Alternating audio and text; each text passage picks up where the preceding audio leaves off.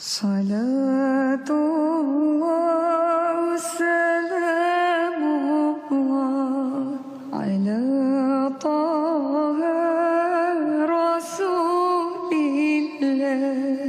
Salatullah salamullah ala yasin habibillah. Ma'asyiral muslimat yang dimuliakan Allah Subhanahu wa taala.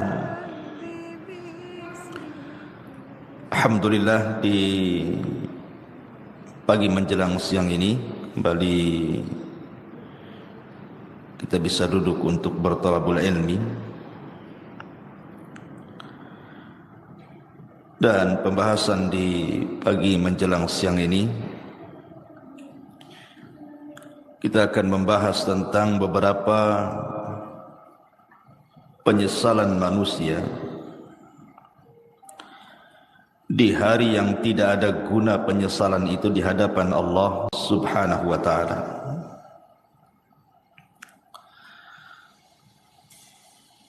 Ma'asyiral muslimat yang dimuliakan Allah Subhanahu wa taala, apa saja keinginan-keinginan manusia yang merupakan penyesalan dirinya dan tidak ada gunanya. Penyesalan itu tidak ada gunanya lagi.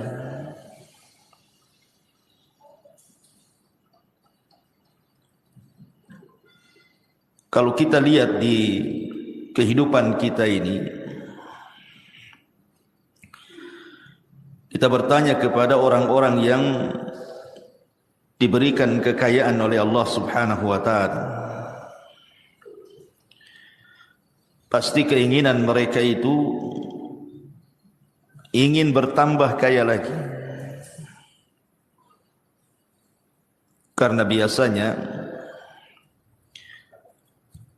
orang-orang yang diberikan dunia itu, mereka tidak akan puas dengan dunia yang dimilikinya.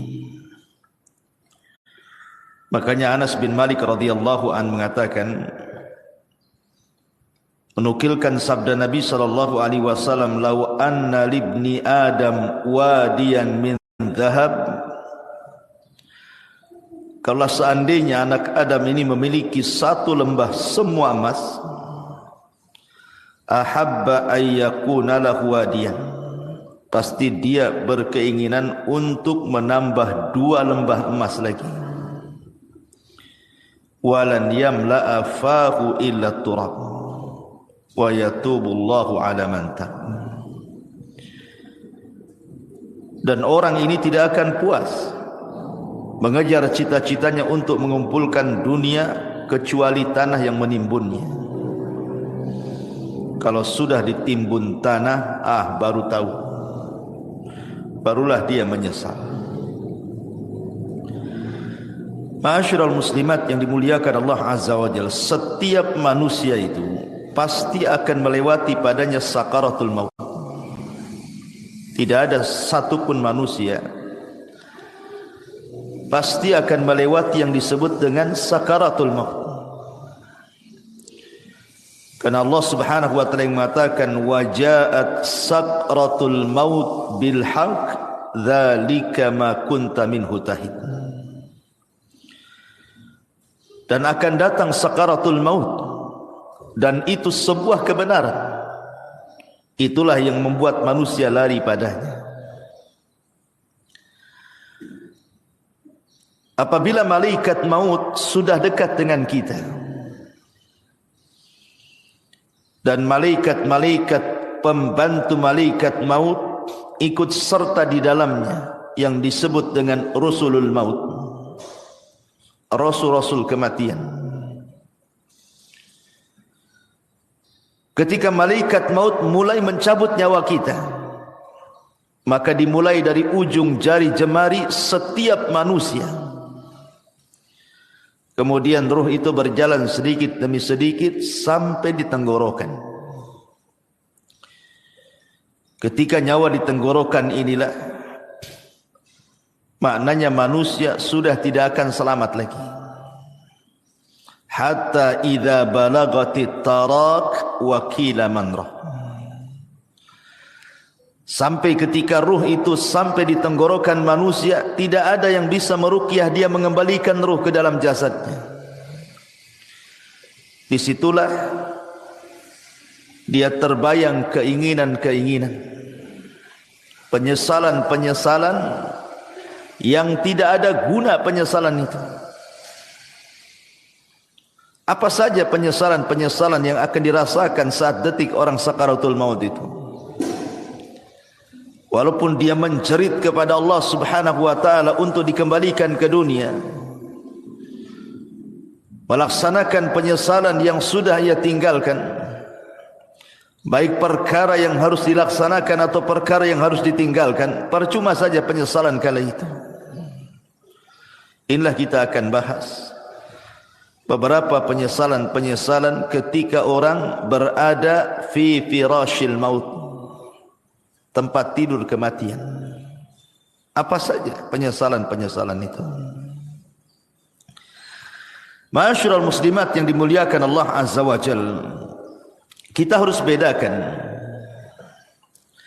keinginan orang-orang yang beriman saat detik-detik kematiannya dengan cita-cita orang-orang yang mereka jauh daripada keimanan. Maka penyesalan mereka tidak ada gunanya. Contoh saja umniyatus salihin, kehendak dan cita-cita orang-orang saleh. Apabila ruhnya sudah dicabut, kemudian badannya berada di atas keranda kematian, kemudian dibawa ke kuburan,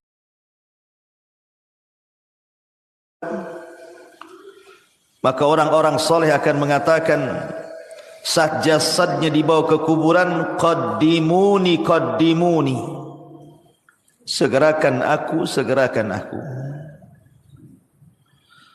segerakan aku, segerakan aku. Maksudnya jangan dilambatkan jalannya supaya cepat dikubur, karena dia tahu di hadapan dia ada nikmat yang luar biasa. Tetapi kalau dia orang fasik, orang jahat, maka dia akan berteriak kepada orang-orang yang membawa jasad dia ke kuburannya dan mengatakan, ya wailaha aina yadhhabuna biha. Celaka, celaka, hendak kau bawa ke mana jasadku ini? Dia pun berteriak-teriak, tidak ada yang mendengar selain makhluk-makhluk di luar manusia dan jin. Ma'asyiral muslimat yang dimuliakan Allah Subhanahu wa taala, apabila seorang yang beriman betul-betul sudah dimasukkan ke dalam kuburan, kalau dia meninggal karena mati syahid, maka dia akan meminta kepada Allah Subhanahu wa taala untuk dikembalikan ke dunia. Untuk apa? Untuk berperang kembali dan mati syahid kedua kalinya, dan itu kemuliaan baginya. Makanya Jabir bin Abdullah radhiyallahu anhu pernah menceritakan saat kematian ayahnya Abdullah ibn Haram. Jadi saat kematian Abdullah ibn Haram, Jabir bin Abdullah ini, dia merasa sedih. Bagaimana tidak ayah tercintanya satu-satunya harus mati syahid di Uhud. Kemudian sambil memeluk ayahnya yang sudah tidak bernyawa itu, maka Nabi SAW mengatakan, ya Jabir, tabki aw la tabki, wallahi ma kallama Allahu ahadan qat min wara'i hijabin wahiyan abaka fakallamahu kifahan bila turjuman. Jabir, menangis ataupun engkau tidak menangis, sungguh Allah Subhanahu wa taala tidak pernah bicara pada siapapun di balik tabirnya secara wahyu kecuali bapakmu. Bapakmu diajak bicara oleh Allah tanpa penerjemah, di mana Allah Subhanahu wa taala mengatakan kepada ayahmu, tamanna ya abdi, berangan-anganlah wahai hambaku, bercita-citalah wahai hamba-hambaku. Ya abdi tamanna alayya u'tik, wahai hambaku, mintalah sesuatu kepadaku, aku akan beri. Maka ayahnya Jabir, Abdullah ibn Haram, mengatakan, ya Rabb, ya Rabb, tuhyini fa'aqtulu fika thaniyatan, hidupkan aku kembali ya Rabb, supaya aku bisa berperang untukmu kedua kali, dan aku bisa mati syahid kedua kalinya. Tapi Allah Subhanahu wa taala mengatakan, innahu qad sabaqa minni annahum ilaiha la yarji'un.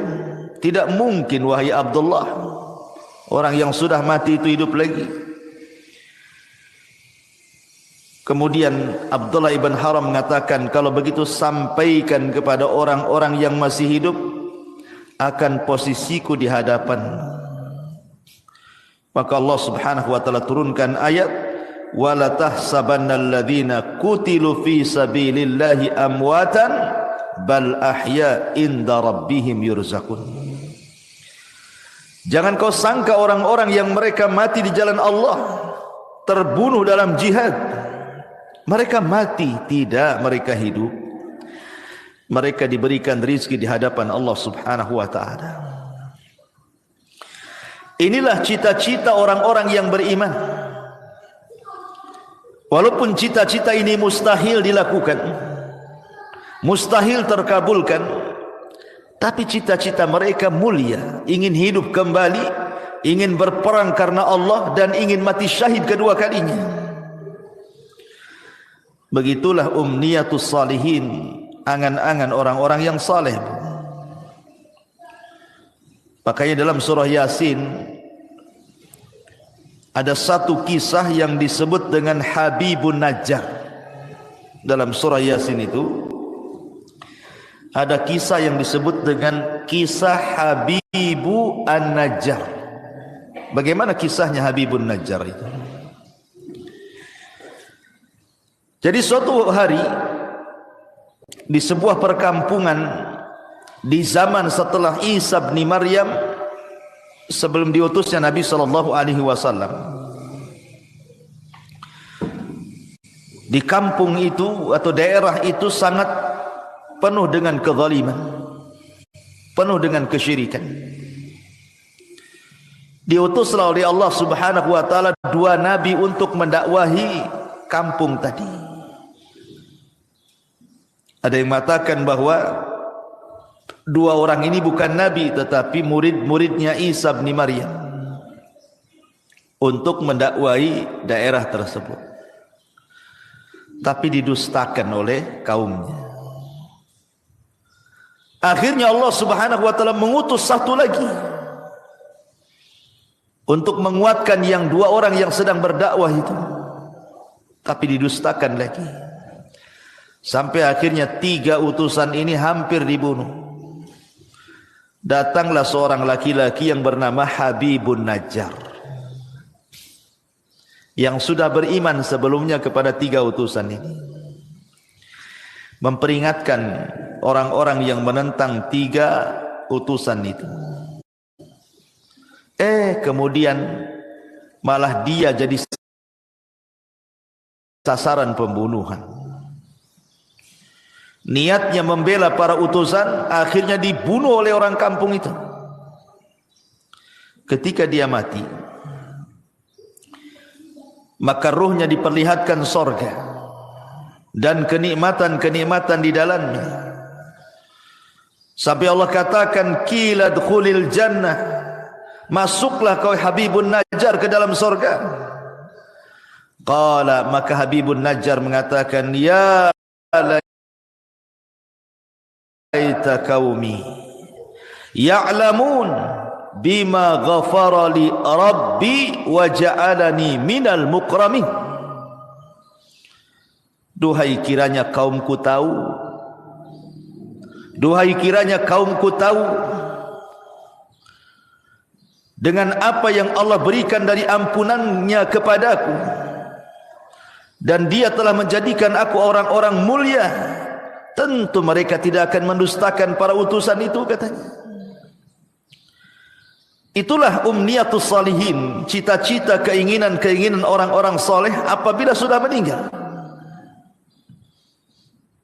Akan tetapi di sana ada yang disebut dengan umniyatut talihin, keinginan, cita-cita, penyesalan dari orang-orang yang tidak memiliki keimanan, orang fasik, orang jahat. Tetapi keinginan mereka hanyalah sebuah penyesalan, tidak ada guna. Apa saja itu? Pertama, mereka akan menyesal karena mereka meninggalkan sholat. Orang-orang yang sedang sakaratul maut, ataupun orang-orang yang sudah mati, maka mereka akan menyesal kenapa ketika mereka masih sehat, masih hidup normal, mereka meninggalkan sholat. Ini yang akan jadi penyesalan orang-orang yang sedang sakaratul maut itu. Kenapa dulu aku meninggalkan sholat? Sampai-sampai disebutkan dalam hadis Abu Hurairah radhiyallahu anhu, suatu hari Nabi SAW lewat di sebuah kuburan. Kemudian Nabi bertanya, man sahibu hadal qabri? Siapa yang dikubur di sini? Rasul bertanya kepada para sahabat, siapa orang yang dikubur di kuburan ini? Maka para sahabat mengatakan, fulan wa fulan, fulan dan fulan wahai Rasul. Maka Nabi SAW mengatakan, rak'atani ahabbu ila hadha min baqiyati dunyakum. Wa fi riwayatin, rak'atani khafifatani mimma tahkiruna yaziduha hadha fi amalihi ahabbu ilaihi min baqiyati dunyakum. Kata Nabi, 2 rakaat lebih dicintai orang yang ada di kuburan ini dibandingkan dunia yang kalian miliki. Dalam riwayat, 2 rakaat solat yang ringan yang kalian remehkan, tapi itu bisa menambah amalannya, itu lebih dicintai orang yang dikubur ini dibandingkan seisi dunia yang kalian miliki. Subhanallah. Orang-orang yang dikubur itu, Bu, atau orang-orang yang sedang sakaratul maut itu, mereka dicita-citakan ingin sholat, walaupun hanya 2 rakaat yang ringan, yang mudah dilakukan. Tapi apalah gunanya penyesalan itu? Menyesal dia kenapa tidak sholat, menyesal kenapa dia tidak melakukan 2 rakaat sholat. Tapi apa gunanya penyesalan itu? Tidak ada guna. Tidak ada guna penyesalan itu. Padahal Nabi SAW saat detik-detik wafatnya, apa kata Rasul? As-salatu salat wa ma malakat aimanukum. Jaga solat dan hamba-hamba sahaya di antara kalian. Bahkan Umar bin Khattab radhiyallahu an, saat detik-detik wafatnya, Umar sampai mengatakan, la hadza fil Islam liman tarakas salat. Tidak ada bagian dalam Islam, kata Umar, bagi orang yang tidak melaksanakan salat. Itu di akhir-akhir usia Umar, saat detik wafatnya, dia ingatkan soal salat. Persis seperti wasiat Nabi sallallahu alaihi wasallam, as-salatu shalah wa ma malakat aymanukum. Maka sebelum waktu itu akan datang, penyesalan akan diungkapkan. Tapi apalah gunanya penyesalan itu di hadapan Allah? Maka dari sekarang jangan pernah tinggalkan salat. Karena ini adalah penyesalan orang-orang sakaratul maut nanti. Tapi heran hari ini kan, Masya Allah ya, orang yang meremehkan salat itu kayaknya biasa-biasa saja. Kayak enggak berdosa saja orang tak salat tuh. Kayak nyantai gitu deh Bu ya. Kalau kita tanya sama orang yang tidak salat tuh, kenapa kok tak salat katanya? Nanti katanya. Kalau sudah dapat hidayah katanya.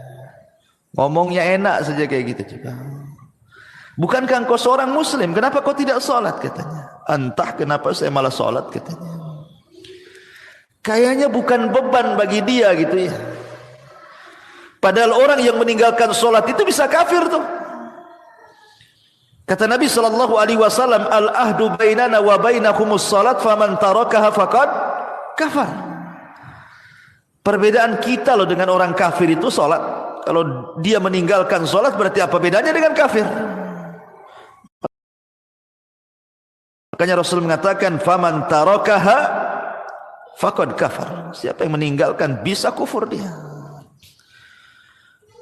Maka Bu, nasihati kalau ada keluarga yang tidak salat, ajarkan salat, suruh mereka salat. Jangan sampai datang waktu di mana dia ingin salat, tapi keinginannya hanya menjadi penyesalan bagi dia karena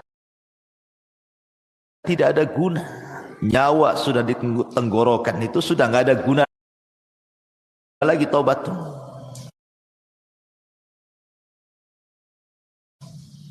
Innallaha yaqbalu taubata 'abdin malam yugharghir. Sungguhnya Allah subhanahu wa ta'ala itu hanya menerima taubatnya seorang hamba sebelum nyawa di kerongkongan. Ini yang pertama. Penyesalan yang kedua, as-sadaqah, sedekah. Allah subhanahu wa ta'ala mengatakan dalam surah Al-Munafikun ayat 100, ayat 10 sampai 11, wa anfiqu mimma razaqnakum min qabli an ya'tiya ahadakumul maut fayaqula rabbi laula akhartani ila ajalin qarib fa asaddaqa wa akum minas salihin walan yuakhirallahu nafsan idza jaa ajaluha wallahu khabirum bima ta'malun. Allah subhanahu wa ta'ala sudah mengingatkan jauh-jauh hari sebelum datang detik-detik kematian itu. Infak, perbanyak sedekah dari rizki yang kami rizkikan kepada kalian sebelum datang satu hari kematian akan menjemput kalian dan kalian mengatakan Rabbi ya Rabb laula akhartani ila ajalin qarib. Kalaulah engkau hidupkan aku sesaat, kalaulah engkau sembuhkan aku sesaat, apa yang terjadi? Fa asaddaqa wa akum minas salihin. Aku janji aku akan sedekah dan aku akan menjadi orang baik. Tetapi Allah mengatakan walan yuakhirallahu nafsan idza jaa ajaluha. Tidak mungkin Allah mengakhirkan hidupnya kalau sudah datang ajalnya. Tidak mungkin Allah mengakhirkan hidupnya, mengembalikan nyawa yang sudah ditenggorokan dikembalikan kepada badannya kalau sudah ditetapkan hari itu dia harus mati. La yastakhiruna sa'ata wa la yastaqdimun. Kalau kematian itu datang tidak mungkin diakhirkan, tidak mungkin dimajukan pas waktunya. Disitulah penyesalan datang. Ketika nyawa di tenggorokan, mulailah dia terpikir, teringat dengan harta yang selama ini dikumpul-kumpulkannya. Harta itu bukan harta kita, Bu. Harta itu harta Allah. Harta itu datang bukan karena kecerdasan kita. Harta itu datang bukan karena jerih payah kerja keras kita, bukan pula karena jabatan-jabatan kita. Tidak, semua harta itu datang dari Allah. Makanya Qarun ketika mengatakan innama utituhu min ilmin indi, harta itu datang karena kecerdasanku, Allah katakan fa khasafna bihi wa bidarihi al-ardh, kami tenggelamkan si Qarun dan seluruh kekayaannya. Ya, karena kekayaan itu bukan milik Qarun, kekayaan itu milik Allah. Semua kekayaan itu milik Allah, tidak ada secuil pun milik kita. Allah hanya minta sedikit dari harta kita itu. Allah tidak minta banyak seperti zakat. Allah hanya minta 2,5% dari 85 gram emas itu. Tidak banyak. Apalagi itu harta bukan harta kita, harta Allah. Tetapi karena manusia zuyyina linnasi minasyahwat, dihiasi syahwat-syahwat dunia inilah, akhirnya dia bakhil. Dia baru tahu setelah nyawa di tenggorokan, baru dia sadar, kenapa dulu aku tidak sedekah? Laula akhartani ila ajalin qarib fa asaddaqa wa akum minas salihin. Kenapa aku tidak sedekah ketika aku sehat? Maka bagi anda yang Allah subhanahu wa ta'ala limpahkan rizki yang luas, dengan mudah anda mencari rizki itu tanpa ada kesulitan. Itu nikmat yang besar yang Allah subhanahu wa ta'ala anugerahkan kepada anda. Banyak-banyaklah sedekah. Karena Rasul yang mengatakan maluka ma akalta fa afnaita wa ma labista fa ablaita wa ma tasaddaqta fa abqaita. Hartamu, kata Rasul, yang kau makan pasti habis, yang kau pakai pasti usang, yang kau sedekahkan itulah yang bermanfaat untuk kematian. Karena apabila seseorang meninggal dunia, Bu, nyawa sudah dicabut oleh Allah, yang pertama terpisah dari badan ibu itu adalah harta. Yang pertama terpisah dari badan ibu adalah harta. Pertama orang mati ini dicabut nyawanya, yang pertama berpisah hartanya. Tidak ada hubung kait dia dengan harta lagi. Bahkan sekaya apapun orang yang meninggal itu, tetap saja sama keluarganya dibelikan kain kafan yang harganya murah, Bu. Bukan karena dia orang kaya kafannya mahal, tidak. Kafannya pun tetap itu juga yang sangat murah, tidak berharga tuh. Karena pertama kali dia meninggal, yang terpisah dari hidup dia itulah hartanya dulu. Baru kemudian dibawa di atas keranda, diiringi dengan keluarganya, kemudian dimasukkan ke liang lahat, kemudian dikubur di situ sama keluarganya, kemudian keluarganya pulang, barulah dia terpisah dengan keluarganya. Tapi yang pertama terpisah dari badannya adalah hartanya. Di saat itulah dia menyesal dan mengatakan laula akhartani ila ajalin qarib fa asaddaqa wa akum minas salihin. Ya Rabb, kalaulah engkau akhirkan kehidupanku sesaat, tidak apa-apa, aku akan sedekahkan tuh harta-hartaku tuh, dan aku akan termasuk orang yang baik. Tetapi apakah umniyatut talihin ini, cita-cita orang-orang yang seperti ini bermanfaat bagi dia? Tidak ada guna.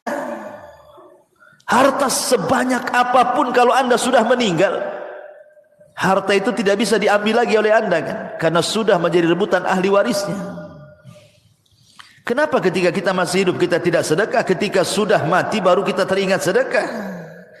Itu namanya penyesalan yang tidak guna, Bu. Penyesalan yang tidak ada guna bagi dia. Percuma penyesalannya. Ini yang kedua, sedekah. Yang ketiga, al-amalus salih, beramal saleh. Allah Subhanahu wa taala berfirman dalam surah Al-Mu'minun ayat 99 sampai 100. Allah mengatakan hatta idza jaa ahadahumul maut qala rabbirji'uni la'alli a'malu salihan fima tarak kalla innaha kalimatun huwa qailuha wa min waraihim barzakhun ila yaumi yub'atsun. Hatta idza jaa ahadahumul maut, apabila kematian datang kepada salah seorang di antara mereka, qala, dia pun mengatakan, rabbirji'uni, ya Allah, kembalikan aku ke dunia walaupun sesaat, la'alli a'malu salihan, agar aku bisa beramal saleh, fima tarak, terhadap apa yang kutinggalkan selama aku masih hidup. Jadi orang-orang ini, Bu, apabila nyawa di tenggorokan, apabila nyawa sudah di tenggorokan, sudah tidak mungkin diselamatkan, tidak mungkin lagi hidup lagi orang ini, maka dia akan menjerit-jerit dan mengatakan, rabbirji'uni,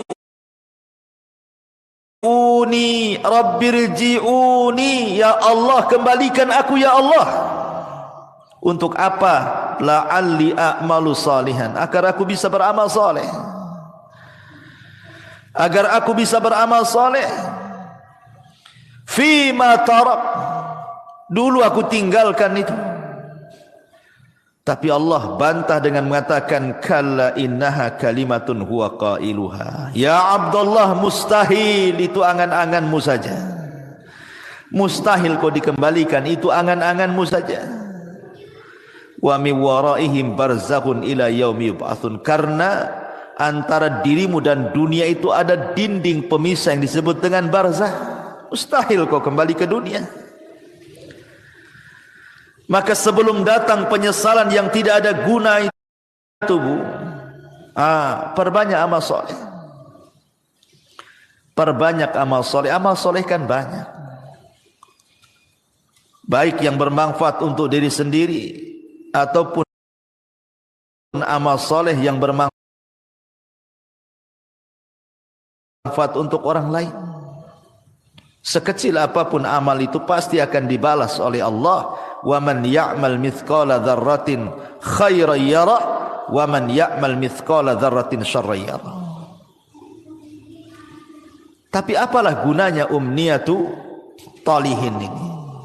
Kalau sudah detik-detik wafat tiba-tiba mikir amal saleh, enggak ada guna. Enggak ada gunanya.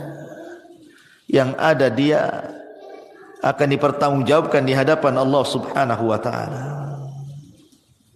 Ini yang ketiga. Yang keempat, orang-orang yang akan menyesal saat detik-detik sakaratul maut adalah ketika di dunia dia tidak pernah membaca Al-Quran. Di dunia dia tidak pernah membaca Al-Quran. Sampai ada, Bu, di masyarakat itu yang usianya sudah 40 tahun, 50 tahun, 60 tahun, bahkan 70 tahun pun tidak pernah tangannya memegang mushaf Al-Quran. Tidak pernah lisannya menggerakkan untuk membaca Quran. Subhanallah. Di masyarakat itu ada, dia muslim KTP-nya, tapi sama Quran itu tidak pernah baca.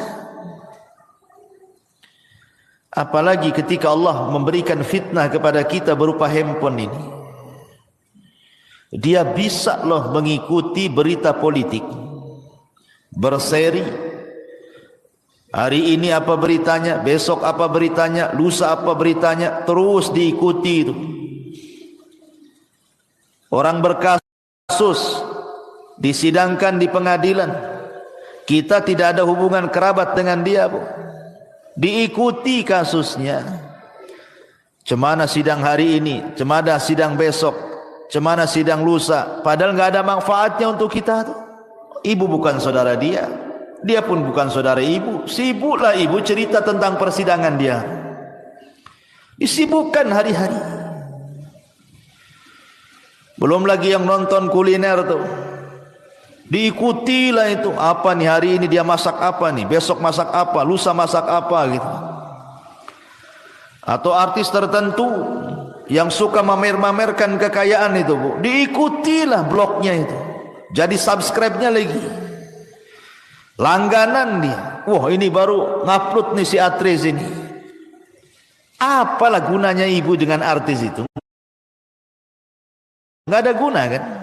Manfaatnya apa? Dia yang kaya, ibu yang nelan ludah, yang nengok di handphone itu kan, nggak ada guna tuh. Ngapain ngikut-ngikut kayak gitu itu? Coba kalau nggak ditonton artis itu, bangkrut juga dia. Jangan ditonton, nggak akan dia dapat duit juga. Karena itu sama kan, kalau kita nonton kan habis pulsa kita, itu sama kita ngasih uang sama orang kaya itu. Ibu sudah miskin, artis ini kaya, nonton program dia. Uang kita habis di pulsa, dia pula dapat duit. Akalnya di mana coba? Hilang akalnya orang tuh.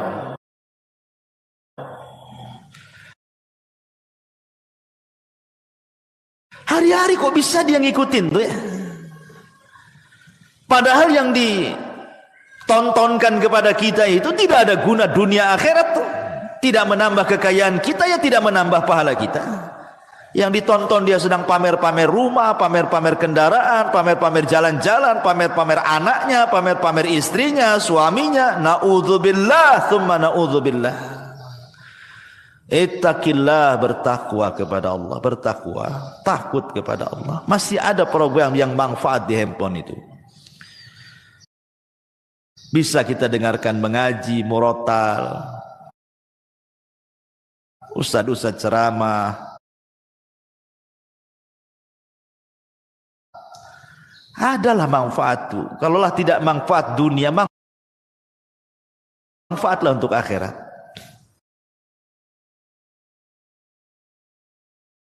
Ya. Sekarang tidak ada alasan orang tidak mengaji tuh, karena sekarang handphone sudah di tangan masalahnya. Dan aplikasi Quran ada di dalamnya. Kalau dulu orang nenteng-nenteng mushaf itu mungkin malu. Kalau nenteng mushaf kemudian ibu ya sambil ke arisan bawa mushaf gitu ya, mushaf gede itu bukan? Pasti kata orang arisan, ibu ini salah tempat, musola sebelah sana bu katanya. Lah kok bilang musola sebelah sana kata. Karena ibu nenteng mushaf, disangkanya mau yasinan. Tapi kalau sekarang ini kan nenteng-nenteng handphone ini nggak ada orang malu. Justru kalau nggak punya handphone malu pula dia. Lalu apa alasan kita nanti di hadapan Allah kalau Allah bertanya, kenapa ibu tak baca Quran? Kemudian ibu jawab bagaimana? Mushafnya di masjid ya Rabb katanya. Mushafnya ketinggalan di rumah. Lah itu mushaf ada di tangan loh sekarang. Karena setiap handphone itu ada aplikasi Quran. Tidak ada alasan untuk tidak baca Quran. Dan itu akan ditanya di hadapan Allah subhanahu wa ta'ala. Wa qala ar-rasul ya Rabbi inna qaumi ittakhidhu hadzal qur'ana mahjura. Wa qala ar-rasul, akan berkata Rasul kelak pada hari kiamat di hadapan Allah melaporkan akan umatnya, Rabbi inna qaumi ya Rabb, sesungguhnya kaumku ittakhadhu hadzal qur'ana mahjura. Sepeninggalku mereka sedikit demi sedikit meninggalkan Al-Quran, meninggalkan untuk memegangnya, meninggalkan untuk membacanya, meninggalkan untuk merenungkannya, meninggalkan untuk mempelajari tafsirnya, meninggalkan untuk mengamalkannya, bahkan melanggar isi-isinya. Mahjur. Ini akan datang suatu hari penyesalan, Bu. Ketika detik-detik nyawa di tenggorokan, maka orang akan teringat dengan Al-Quran. Karena salah satu pertanyaan itu juga Quran itu. Wa ma imamu, siapa pimpinanmu itu? Ikut siapa kamu ini? Jawabannya Quran. Jangan sampai detik-detik penyesalan itu datang dan tidak ada guna. Saat ruh sudah di tenggorokan, tiba-tiba kita berpikir dengan Quran, apa gunanya lagi? Anda sudah tidak bisa baca Quran, Anda saja dibacakan Quran. Orang yang detik-detik wafat itu kan sibuk tuh orang-orang baca Quran. Anda saja ditalkinkan, tidak bisa ngomong, macam mana mau baca Quran? Apa nunggu kita tidak bisa menyebut kalimat kecuali la ilaha illallah baru terpikir ingin baca Quran? La ilaha illallah. Jangan. Ini akan jadi penyesalan yang tidak ada guna nanti.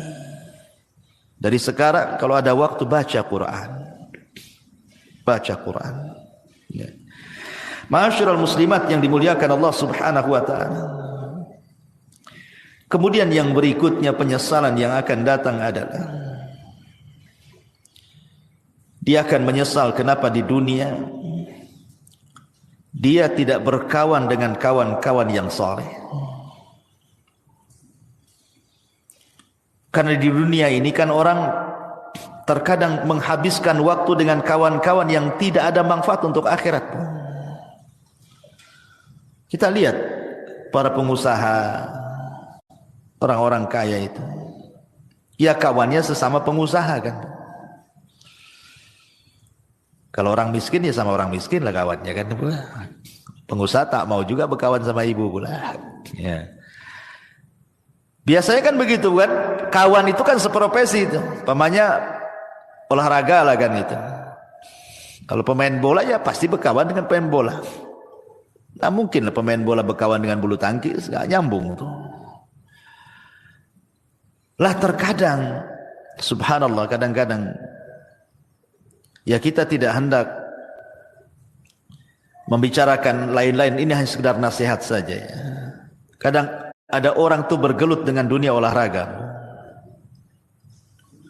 Anggaplah dia mungkin timnas gitu ya. Hari-hari main bola saja tuh. Pagi latihan bola, siang latihan bola, sore latihan bola. Kawannya dengan orang-orang bola itu saja tuh. Besoknya gitu lagi, besoknya gitu lagi.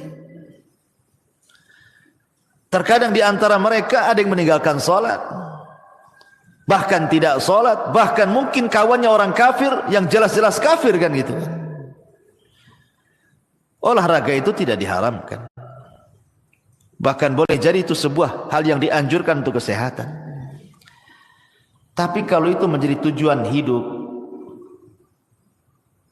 1 hari, 2 hari, 1 bulan, 2 bulan, 1 tahun, 3 tahun sampai habis waktunya hanya untuk memikirkan bola saja,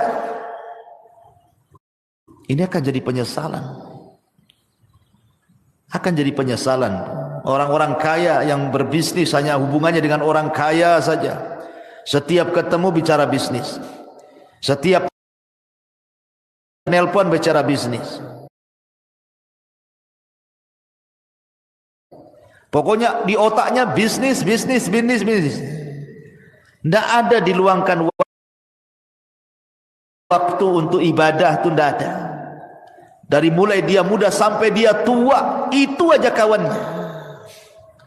Tidak mau dia berkawan dengan orang soleh, dengan ustaz, dengan kiai, dengan ajengan, dengan teman-teman yang rajin ke masjid. Tidak ada. Hanya disibukkan, dilalaikan dengan dunia saja. Atau hari ini mungkin kawannya handphone lah. Seperti yang saya sudah contohkan tadi. Disibukkan dengan nengok blog artis, terus itu aja ditonton. Sibuk komen-komen sana sini. Ini akan jadi penyesalan Bu pada hari kiamat.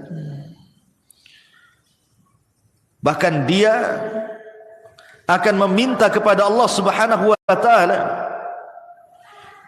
di mana penyesalannya akan dikemukakan di hadapan Allah sebagaimana Allah katakan dalam surah Al-Furqan 27, wa yauma ya'addu adh-dhalimu ala yadayhi yaqulu ya laitani ittakhadtu ma'ar rasuli sabila ya wailata laitani lam attakhid fulanan khalila. Pada hari di mana orang zalim menggigit jarinya dan mengatakan, duhai celaka, kenapa ketika aku masih sehat di dunia aku tidak mengambil Rasul sebagai kawan? Duhai celaka, celaka aku, kenapa aku tidak menjadikan si fulan itu kawanku?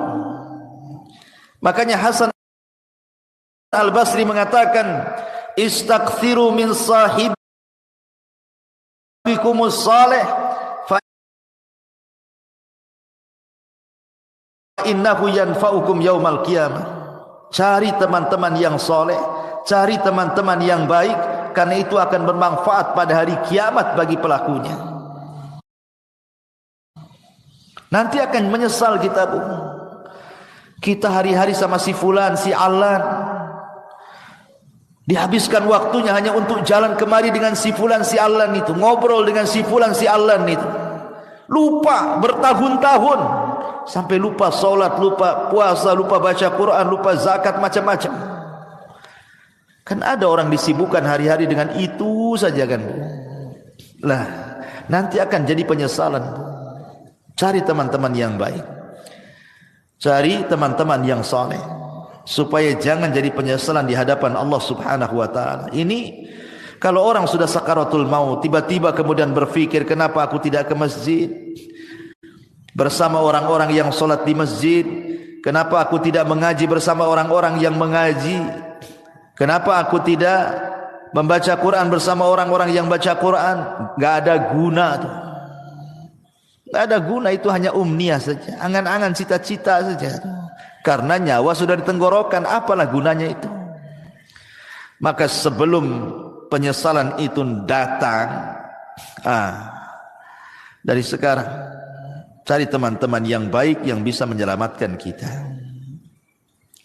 Ma'asyiral muslimat yang dimuliakan Allah Azza wa Jalla.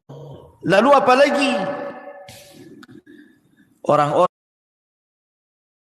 yang melalaikan keluarga. Orang-orang yang melalaikan keluarga di masa hidupnya. Boleh jadi dia biarkan anak-anaknya bermaksiat kepada Allah. Orang tuanya membiarkan anaknya seperti itu. Anaknya membuka aurat, dibiarkan saja. Tidak pernah disuruh menutup aurat atau diberikan jilbab untuk menutup aurat. Anaknya hilang, bergaul dengan siapa, tidak pernah ditanya, nak siapa kawanmu itu? Solat tidak, pakai jilbab tidak, macam mana dia agamanya, tidak pernah ditanya. Kalau sudah keluar les, yang penting dia balik, ya kan? Tidak ada kecemburuan,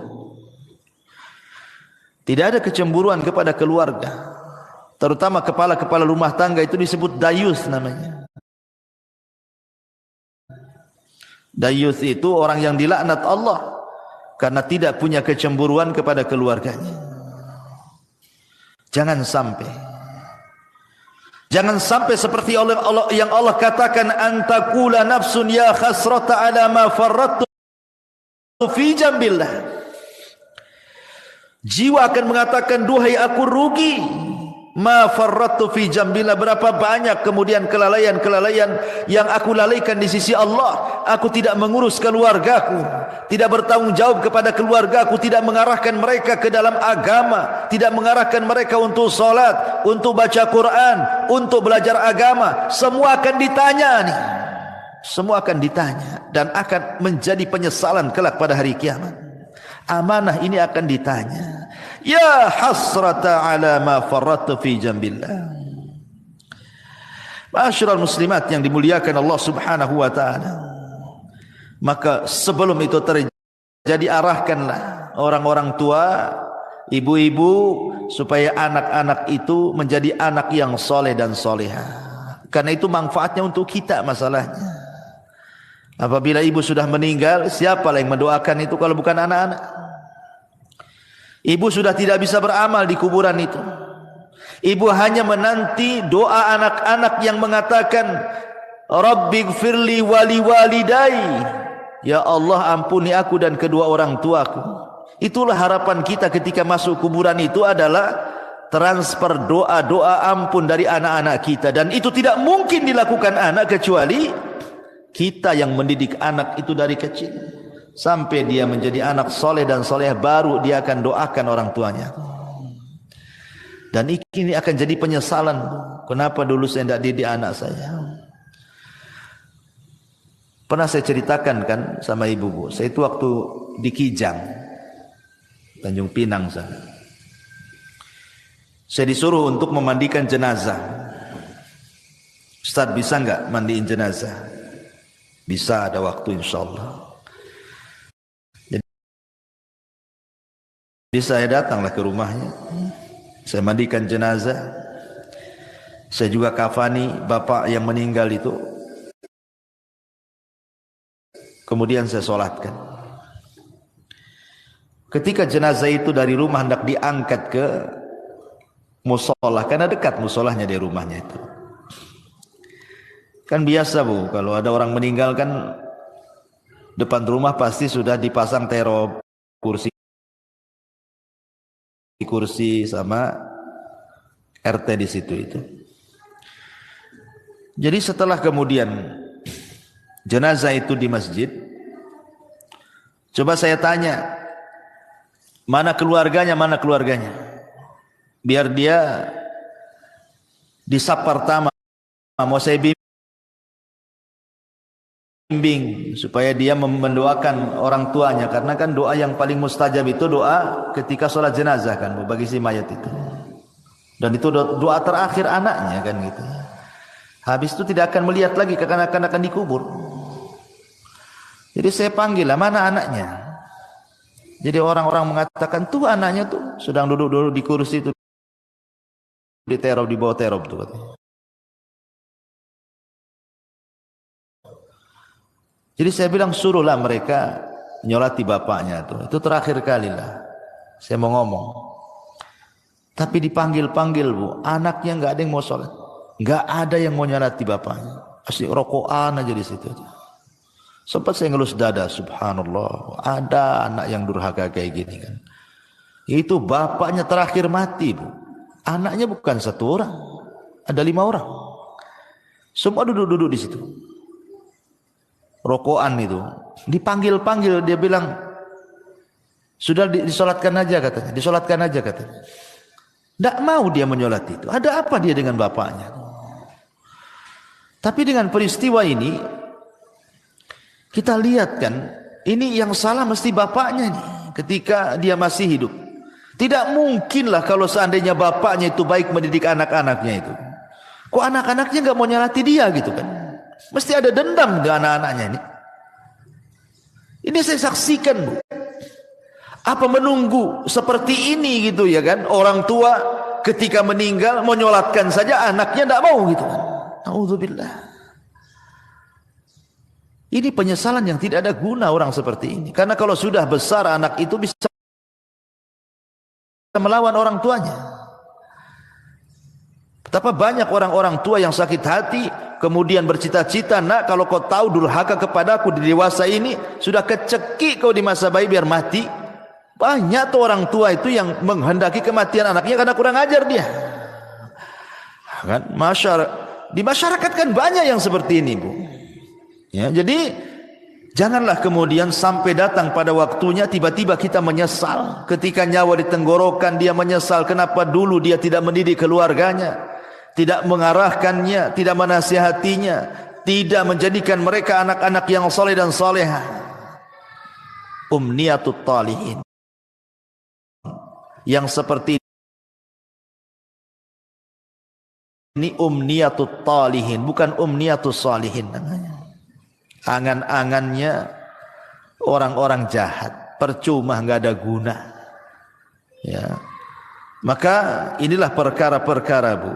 Jangan sampai seseorang itu di detik-detik wafatnya banyak hal yang dicita-citakan tetapi tidak mungkin terlaksana dan tercapai karena sudah tidak ada lagi hubungan hubungan antara kehidupan dunia, kita sudah masuk alam barzah masalahnya, alam kematian. Ada barzah di situ pemisah. Dan kalau orang sudah masuk kubur itu tidak mungkin sholat, puasa, zakat, haji, tak mungkin. Dia sedang sibuk dipertanggungjawabkan di hadapan Allah semua amalannya. Sedang ditanya man rabbuka wa man nabiyuka wa madinuk. Sehingga disitulah banyak orang yang menyesal. Wallahu a'lam bishawab. Inilah perkara-perkara yang akan menjadi bahan penyesalan bagi orang-orang saat detik-detik wafat ataupun setelah kematian. Wallahu a'lam. Mudah-mudahan yang sedikit ini ada manfaatnya, Bu. Nah, silakan kalau ada yang mau bertanya, tafadhal. Pertanyaan, Ustaz. Iya. Apa tanggung jawab anak tatkala ada orang tua kita yang tidak bisa membaca Quran? Sementara mereka giat menyuruh anaknya belajar membaca Al-Quran supaya tidak seperti mereka.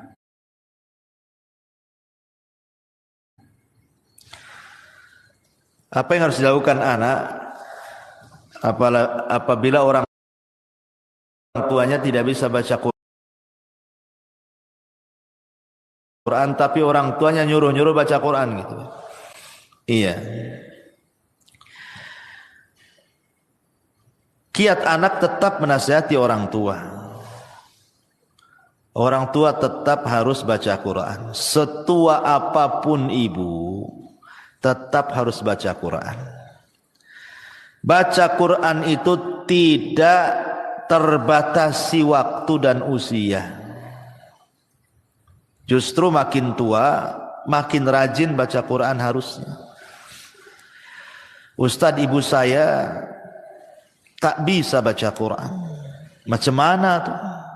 Tapi dia nyuruh-nyuruh saya untuk belajar Quran. Ambil positifnya. Dia kan sudah nyuruh baca Quran. Berarti itu positif tuh. Jangan ambil negatifnya. Ah, ngapain ibu aja nggak baca Quran, saya ikut-ikut lah kan gitu. Ambil positifnya. Kemudian yang kedua, nasihati ibunya. Nasihati ibunya. Jangan pernah malu untuk membaca Quran. Ustaz, saya tidak bisa baca Quran, datangkan orang yang mengajarkan Quran. Lebih baik ibu keluar uang untuk membayar orang baca Quran atau datang ke tempat-tempat belajar Quran yang gratis, kan ada tuh. Sampai di Batu Haji itu kan umat-umat di sana, masya Allah luar biasa. Mereka membuat kelas-kelas Quran. Nah, kebetulan saya pembinanya di situ. Jadi mengambil anak-anak jalanan, orang ibu-ibu yang jual-jual koran di lampu merah. Nanti didekati gitu kan sama umat di sana itu. Berapa penghasilannya sehari? Oh sekian. Ya udah saya kasih uang sekian tapi kau belajar Quran. Banyak yang belajar Quran di Batu Haji itu. Coba kalau ibu-ibu di sini kayak di sana kan mantap tuh bukan? Tapi ibu-ibu di sini centang perenang masalahnya. Ngaji saja malas gitu. Gitu. Gitu ya. Jadi jangan malu datang, atau kalau punya duit nih cari orang yang bisa mengajarkan Iqra dulu kan itu kan. Sekarang kan masya Allah ya, nikmat Allah itu Allah mudahkan dari segi apa? Banyak penemuan-penemuan, metode-metode yang dulu baca Quran itu jadi momok orang itu. Susah untuk bisa baca Quran. Zaman saya kecil mungkin ibu ngalami lah. Kita kalau belajar Quran itu pakai turutan kan, Bu ya kan? Pakai turutan juz amma tuh. Lama 2-3 tahun tuh enggak bisa baca Quran tuh. Masih susah gitu mau nyebut itu ya. Mau tajwidnya apalagi itu susah, enggak lancar itu 2-3 tahun itu. Tapi sekarang lo ada metode ditemukan 24 jam dia bisa mampu untuk mengenal huruf-huruf hijaiyah. Ditemukan metode tuh. Metode 3 hari bisa baca Quran, metode 10 hari bisa baca Quran. Allah mudahkan loh semuanya. Dengan ditemukan metode-metode mudah. Lah sekarang sudah ditemukan metode-metode mudah, kok tidak mau belajar Quran?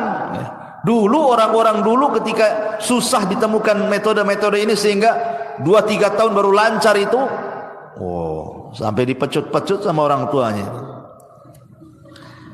Saya masih ingat dulu itu waktu di kampung belajar Quran itu. Itu ngantri di depan Pak Ustadz tuh yang ngajar Quran. Itu kalau ngantuk itu diambil korek api, Bu, kemudian dibakar alisnya tuh. Saya masih ingat itu. Ya, itu zaman dulu tuh. Nanti nih kalau salah beberapa kali, Bu, direndam di kolam. Di masjid itu di Jawa Barat tuh kan ada kolam tuh. Ini kalau enggak bisa-bisa, Bu, direndam di kolam tuh. Menunjukkan malas anak itu. Tuh orang dulu tuh pendidikannya Quran tuh kayak gitu kan. Sekarang alhamdulillah enggak ada kekerasan lagi. Dan sekarang juga ditemukan metode-metode mudah gitu. Lah kalau sudah ditemukan metode-metode mudah, kok enggak mau belajar Quran, itu aneh. Ustaz, orang tua saya sudah tua kali, enggak mungkin lah belajar Quran. Sakit-sakitan. Ya sudahlah, kalau memang mustahil dia didengarkan Quran sajalah. Dengarkan murotal. Kalau tidak mau belajar Quran, dengarkan Quran. Nah itulah terakhir. Apalagi ya. Wallahu a'lam.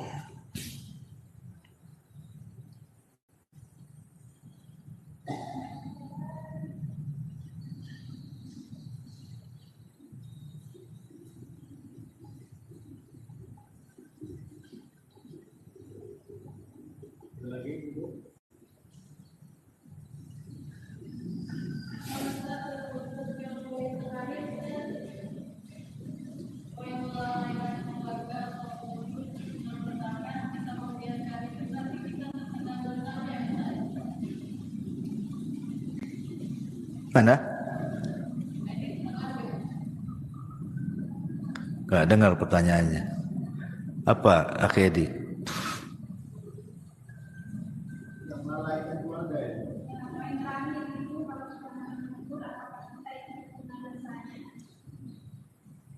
Yang melalaikan keluarga semasa hidup, Ustaz. Nah, tatkala kita tidak menegur, apakah kita terkena dosanya? Oh, iya, alhamdulillah. Ya kalau seandainya kita bagian daripada keluarga tersebut, ya kita harus menegurnya. Kita harus menegurnya, jangan melalaikan. Kalau kita bagian daripada keluarga tersebut, itu dalam rangka tanasuh wa tawassaw bil haqqi wa tawassaw bis sabri namanya. Saling tanasuh dengan kebenaran. Tegur. Pamannya ibu nih, ya. Suaminya cuek-cuek saja gitu kan. Ibu pula yang berinisiatif. Ngomong, tolonglah bang, abang ini kepala keluarga. Ya, arahkanlah anak itu. Saya sudah coba juga ngarahkan anak, tak bisa-bisa gitu kan. Kerja saling mengingatkan kan memang harus begitu, tanasuh saling mengingatkan. Kadang ada waktu-waktunya lalai, waktu-waktunya lupa, ya harus diingatkan. Atau umpamanya ibu mengingatkan keluarga saudara. Keluarga saudara umpamanya ibu punya adik, sudah berkeluarga lah gitu. Hidupnya jauh dari agama. Ya ibu nasihatilah, dek janganlah kayak gitu. Ya sholat, ya sekolahkanlah anakmu itu di sekolah-sekolah Islam, gitu kan. Itu bagian tanasuh, walaupun itu bukan tanggung jawab ibu itu. Karena kalau sudah adik atau kakak itu kan sudah berkeluarga kan sudah beda kamar kan gitu Pak ya. Ya tetapi kan dalam rangka tanasuh ya tidak apa-apa kita sampaikan saja kepada keluarga, itu dalam rangka dakwah kepada keluarga, ku anfusakum wa ahlikum nara. Jaga diri kalian dan keluarga kalian dari api neraka. Ya tidak apa-apa, terus diingatkan saja. Wallahu a'lam. Taib, saya kira cukup. Dah 11:30. Subhanakal bihamdika asyhadu an la ilaha illa anta astaghfiruka wa atubu ilaik. Allah ta'ala. Assalamualaikum warahmatullahi wabarakatuh.